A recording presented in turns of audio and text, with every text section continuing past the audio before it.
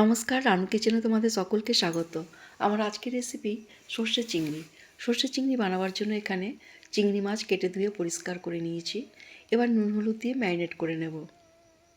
কড়াইয়ে সর্ষের তেল গরম করতে দিয়ে দিলাম। তেলটা গরম হয়ে গেলে মাছগুলো ভেজে নেব।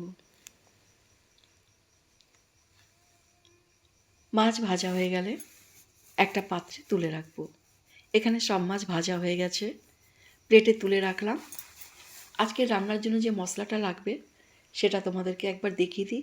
এখানে দেখো আছে 3 চামচ সাদা সর্ষে, 8-10টা গোলমরিচ, 8-10টা রসুনের কোয়া, 5-6টা কাঁচা লঙ্কা, 2-3টে শুকনো লঙ্কা। এবার মশলাটাকে জল দিয়ে ভালো করে ধুয়ে নেব। জল দিয়ে ধুয়ে নিয়ে ছাঁকনি দিয়ে ছেঁকে নিয়ে বেটে নেব। এখানে কড়াইয়ে সর্ষের তেল গরম করতে দিয়ে দিলাম। তেলটা গরম হয়ে গেলে দিয়ে দেবো একটা ফোড়ন, গোটা জিরে, তেজপাতা।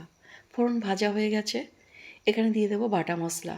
বাটা মশলাটা দিয়ে নাড়াচাড়া করে নিয়ে এখানে দিয়ে দেবো 1 চামচ হলুদ গুঁড়ো, 1 চামচ কাশ্মীরি লাল লঙ্কার গুঁড়ো।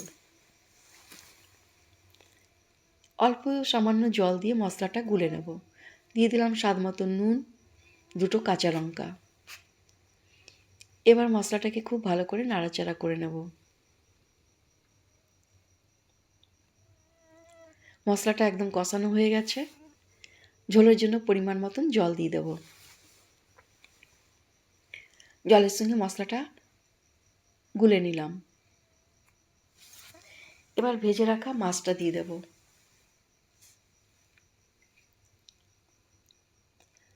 হাতে ডলে কাসুরি মেথি দিয়ে দিলাম।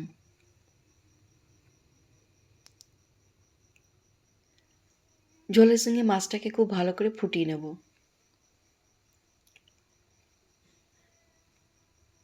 ঢেকে নিয়ে 5 মিনিট আমি মাছটা মিডিয়াম ফ্লেমে ফুটিয়ে নেব। দিয়ে দেবো ধনেপাতা কুচি, কিছুক্ষণ ফোটাবার পর নামিয়ে নেব।